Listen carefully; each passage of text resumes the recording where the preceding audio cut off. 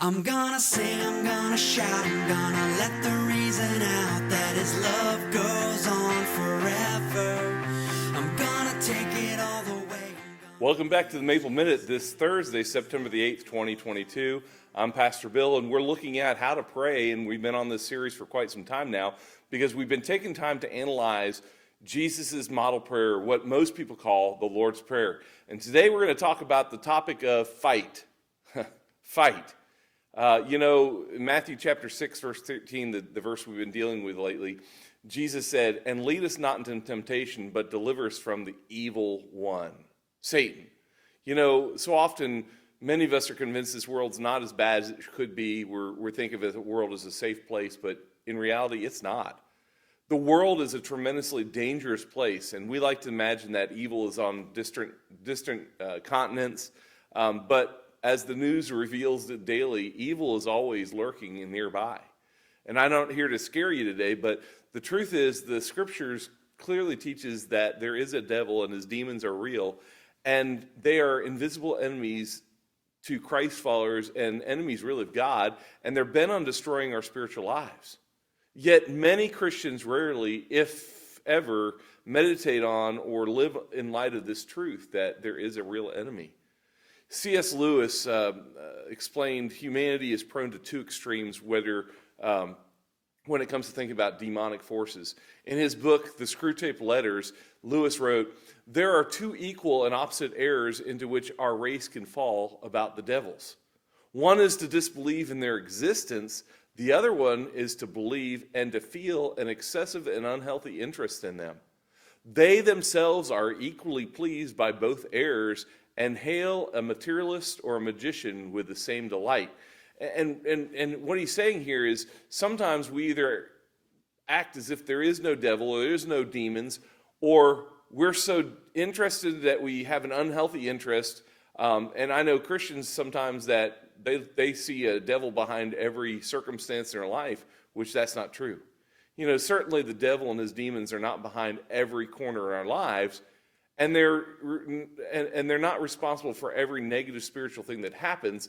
But at the same time, we need to be understanding that the Bible is clear, and it warns us about demonic powers, and it encourages us to remain diligent in opposition to their influence, and that's the truth. See, rather than celebrating their redemption, our redemption from a domain of darkness and living in light of this truth, so many Christians are indifferent to fight, as I would say today. The final part of Jesus' model prayer reminds us, as we've already noted, that we're not supposed to be led to temptation because that leads us to the problem of dealing with the evil one and evil influences. And the bottom line in this is that we have a daily fight against principalities and powers. That's the truth. So often, though, we get discouraged or we get sidetracked by fighting other people. Humans are not our enemies. Even if they don't believe what we believe, they're not our enemies. In fact, an unsaved person, if you want to know, is just a captive of Satan and his power. And what we are called to do is help free them. That's what we're trying to do. We work on the side of God. We're a soldier for Christ, as Paul would tell us. And we're here to free those who are in bondage, the bondage of sin, the slavery to the devil, the slavery to their own lusts and desires. And so that's our daily fight. And sometimes we forget that fight is something that we have to do all the time. But let's not lose sight of it. Let's not see a demon behind every rock, but let's also make sure that we're ready to fight every day. Be prepared when we get up. First thing in the morning, prepare ourselves. Paul over in the book of Ephesians told us that we should put on the armor of God, the whole armor of God. And that's because he knew that every day there's going to be a fight against Satan and his tactics and his destructiveness. So as we end this one today, and I know it's been short, but that's the whole idea, we just want to give you a couple things to think about. First of all, after seeing that most people either ignore the truth about Satan or have an unhealthy interest in him, where do you see yourself? And is that healthy or not? And why? That would be a great question to think through. Sometimes we don't really think about Satan. Secondly, Jesus' model prayer, the Lord's Prayer that is, encourages us to embrace the daily fight. Why might this be difficult to do? Why is it hard to fight daily against the evil one and evil influences?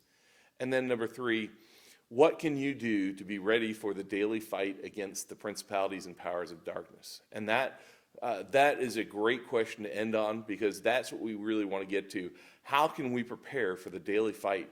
If we're going to be in the fight, let's make sure we're ready for it. So how can you prepare yourself?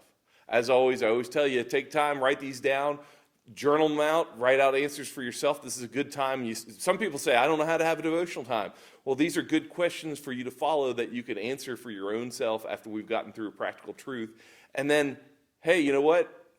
Take time, if you have a good accountability partner, someone you're close to, a trusted friend or spouse, it would be great discussing with them. Or, once again, if you have young kids, teenagers, preteens, upper elementary, sit around the dinner table and let's talk about God, and let's talk about what the Bible says about Him and what we need to do to stay in this fight, because young people are under specific attack today, I believe.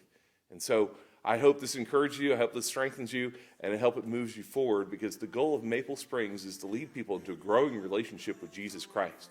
So until next time, this has been your Maple Minute. I'm gonna praise Jesus' name, 'cause His love goes on forever. His love reaches to the high